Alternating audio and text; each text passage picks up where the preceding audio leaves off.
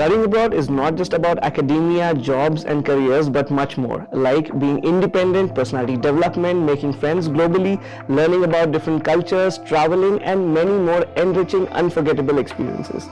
Hook on to our episodes of Student Spotlight and get fruitful insights about our students who share their beautiful journeys with you. In today's episode, we have Rutvik, who comes from a business-oriented family in Hyderabad.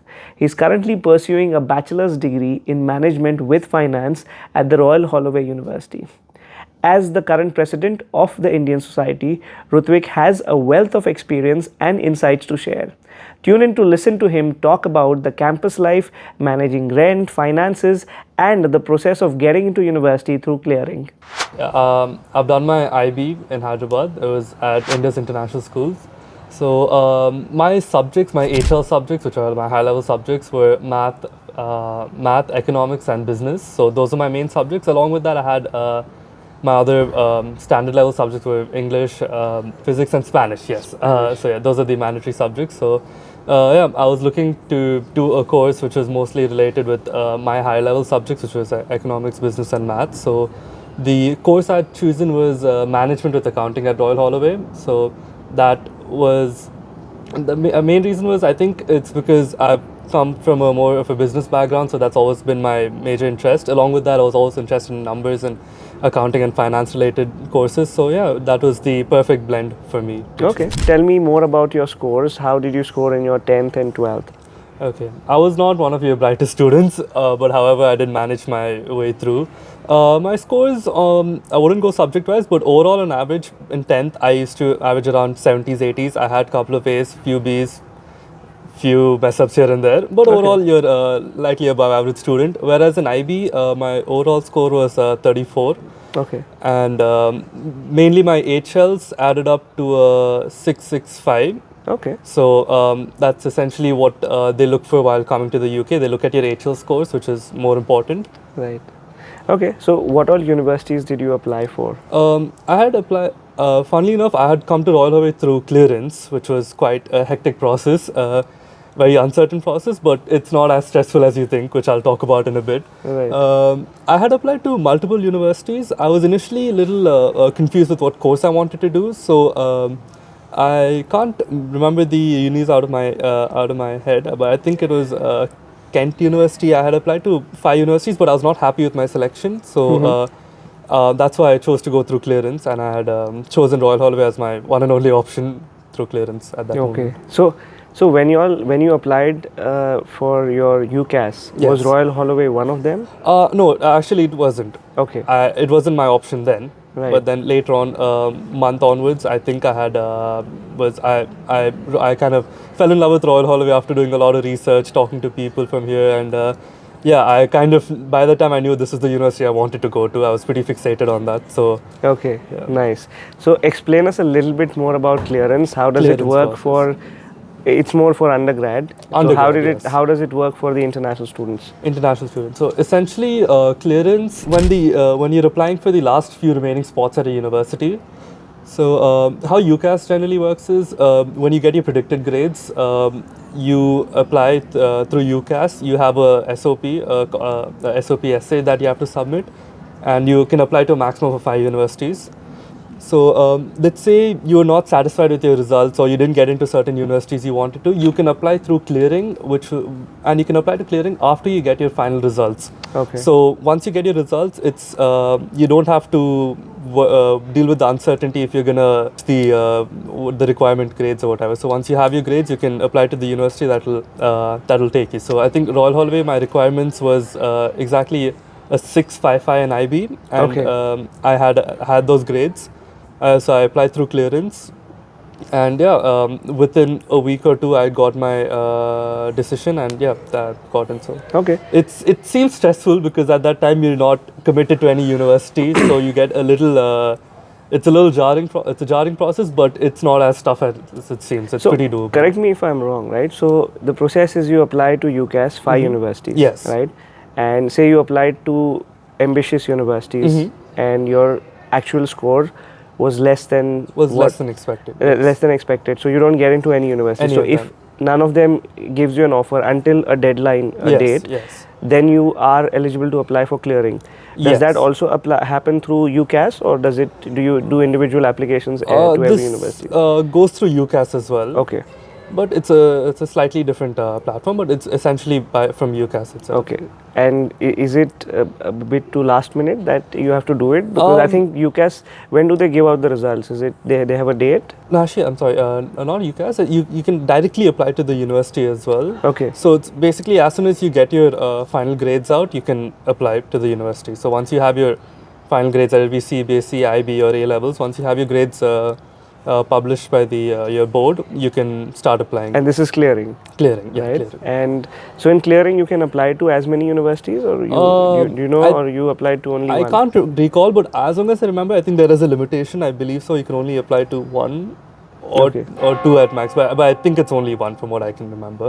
Right. So yeah, it's not too last minute. It's just maybe a little jarring because most of your friends have already decided to the universities. They know where they're going. They're packing. They're getting ready. But you are deciding more well into like June, July of the Right. month. So you may Right. just a month or two later than others. But it's not a bad process. It's a good backup process as well. If you Okay. change your mind or if you don't get into universities, and also if you're applying to UCAS, it is pretty important you don't apply to all 5 ambitious universities. Right. You need to strike that Balance. balance. Maybe get like 2 dream, 2 reach, 1 safety. So you need to strike that balance. Right. Main reason I went through clearing was I had completely changed my mind regarding what course and all I wanted to So do. what was your first preference? Initially it was I think it was business management only, but it was like a different pathway or something. Okay.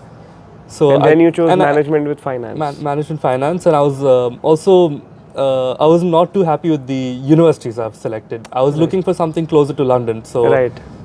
yeah, most universities I chose are more north up. So Okay. yeah, after I did some more research about the geography around UK, I'm like, yes, I am a little isolated. I Right. do want to be closer to the city. So that was another reason I went for Right. Royal Holloway. Right. So at what point did it occur that you want to go to UK to study? Was it planned by your family, or? I think obviously while doing IB, that pressure was always there that I'd have to study abroad.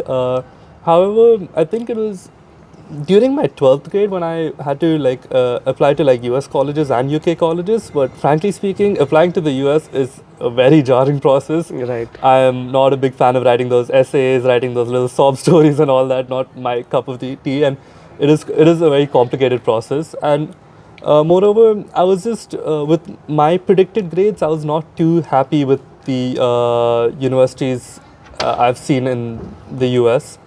I think I just started. I just started liking UK universities more. The lifestyle here, I think, Right. and it's also one major factor could be it is much closer to home. I think being in the US is definitely it's a whole day of travel. Correct. You feel quite isolated. Correct. So UK, it's And even for your parents, parents family as to well. travel. UK, it's kind of nice. It's a good in between. You're not too close. You're not too far. It's a Nice. good balance. I'd say. So what made you choose Royal Holloway? You mentioned you did your research and you fell Did in my love with research, the university. Well, one of the first most intriguing factors is definitely the little founders building. You can see how pretty it is. It's Yes, yes. definitely Beautiful a big, campus. big attention grabber. But yeah, I think one of the main factors I was looking for is also my course availability. Apart from that, I wanted something close to London. I Right. always wanted to live that little London lifestyle. At the Right. same time, for me, having that campus lifestyle is very important to Correct. me. I'm a very outdoors person. I like playing sports. I like meeting people,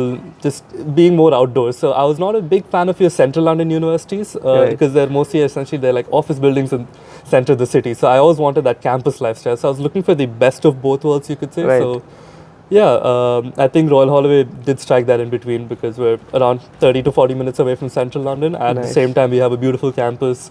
So yeah, I Okay. think it does strike So the how far balance.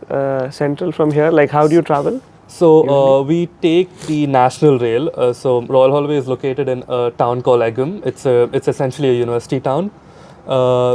We have one train station, so it's just one 35 to 45 minute train to Central London, direct to Waterloo. Okay. Oh, So that's fairly easy to get there. nice. Right. See, it's not as convenient as the Central London universities, but again, you lose some, you get some. So Right, it's- right. I get it. So tell me about your involvement with the student union or the Indian society. Indian So society, yes. sorry, you've completed year 2, right? You're completing your year 2. Yes, is it? yes. Okay, nice. So now, So since when are you with the Indian Society? What's your role? I've started Indian Society at the beginning of second year or the ending of first. So I had this was actually a role I never expected to take up because I didn't know I was capable of doing it. I'm like I don't know so many people. I'm not the biggest social butterfly, but essentially yeah, my peers did kind of pressure me into it, you could say. But it was a good decision. I'm glad I got into it. Few hiccups, I learned my way through it. So So you're the current president. yeah, I'm the current president of the Indian Society at Royal Holloway. So how's the experience? What do you get out of it? What What's do you your get role out of like? it? It's very nice. I've met a lot of people, especially for you people at INSA, which has been a very good experience. Came to a lot of your events, which was pretty good. Apart from that, on campus, I think the main goal for our society was just to help out freshers who. Because when I first came to university, I was a lost soul. I had no idea what I was doing. I didn't know there were even Indians in the university. So it was just, I think the main goal behind this whole society was just to let people know, like let Indian fresher students know that people are there, everyone's going through the same thing as you, and yeah, just providing them like social events for them to meet people, meet people in their courses or their year. Yeah, just Anything about events? What kind of events you all did? yeah, we've done multiple events. We've done simple events on campus. We've done like multiple movie nights, and it's quite popular. We have like we connect through most of our students through like Instagram or WhatsApp. Like we have like large groups with like 300-400 people. So that's our form of communication with them. So we like announce usually events over there. And yeah, we had like movie nights. We've done few clubbing nights in central London as well, where we've arranged coaches, and that's been a pretty good hit as well. Apart from that, we've done multiple cultural events as well. Recently, we've done a Holi event, which is actually it turned out very beautiful. It's right behind Founders. Okay. It was a very good, well planned out event. How many students turned up? We had a good 70 to 80 students turned up, Okay. which was pretty good, and yeah, it was. I would say it was a pretty good hit, and yeah, it's like when you're away from home, when you're used to celebrating festivals like this all year, every year, it is quite painful to not do it. I think during my first year as well, I was quite isolated from all this, and then when I found out Indian Society existed, I was able to get that little homesickness away from me. So yeah, that's essentially what we're trying to do. Just Right. make them right. feel at home, help them guide through any questions they have, let them come to events, meet people, help them socialize, help them network. Let it be if they like to party, we'll provide that. If they want to network, we'll provide that. If they just want to like go around meet people, we'll provide that. So it's like we're just trying to cover all the bases. Right. Now tell me about your accommodation. You live on campus? As of now, I live off campus. In my first year, I lived on campus. Generally, most first year students live on campus, and I'd heavily recommend you live on campus during your first year because that's when you meet more like-minded people. So yeah, there are multiple accommodations Around here? on campus, including this one here. Okay. You could probably see a couple of people looking at us through their windows, but Right. yeah, multiple accommodations. So yeah, most of the accommodations are catered to first years. They will prioritize giving it to first years, but usually once you come to your second and third years, you'll probably have to get something off campus. And is it easy to find something off campus close Actually, by? there are a lot of options here. There are a lot of private student accommodations around, which are similar to your ensuite studio rooms. Right. They can be on the pricier side, but you have plenty of options there. Apart from that, if you want to be more economical, housing is a great idea. There are a lot of houses around here. So Private houses. private yeah. houses, and if you and your friends could like two, three, four of you guys decide to take a house together, bills rent overall does come down quite a bit, and yeah, houses would be a pretty good idea. How much is the average rent on campus, off campus? What you were paying? From what I remember, on campus rent is perhaps around 160 to 180 pounds per week, from what I remember. And off campus, that's when the prices start elevating quite a bit. So they probably started around your private ensuite rooms will cost you around 210, 220, and they will go upwards to 300 depending on the type of room. Right. Whereas houses, you can be expecting to pay, if you're sharing, you could be expecting to pay as low as maybe 500 per Okay. person. And depending on the house size and location, it can again go well above to 900,000 as well. So Okay. it depends on your choice, but Right. your options are there. Okay, great. Right. Any suggestions you would want to give to students who are coming to Royal Holloway, or anything in respect to choosing universities? What would Choosing that be? universities. So I think one of the recommendations I can give is definitely doing your research right, which I haven't done properly at all. I was doing very on the top basic just surface level research. Definitely, I think it helps to call people locally if you're able to, like let's say Royal Holloway, if you can contact through their Instagrams or WhatsApps, you can find maybe if you, let's say you approach their Indian society itself. INSA is actually connected to most of the Indian societies across UK. So I think if you can, maybe you could either reach out to INSA or the Indian society directly, talk to the students who are studying there, would be really helpful, because they will give you raw, unfiltered advice, like how I'm trying to give you guys now. I think one of the things I was most I didn't get right was definitely regarding location. So it can be pretty. Many students expect to get universities close to London. They're like, oh yeah, it's just one tube away or one train ride away. But it can, in realistically speaking, it might be much further away than you think. So you would want to do your research properly.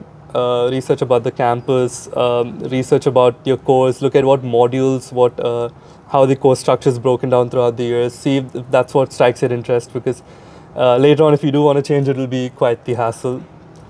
And yeah, as I've mentioned before as well, also while applying to UCAS, have a balanced portfolio of universities applied, two dreams to reach universities, which are, and maybe one safety college at all times.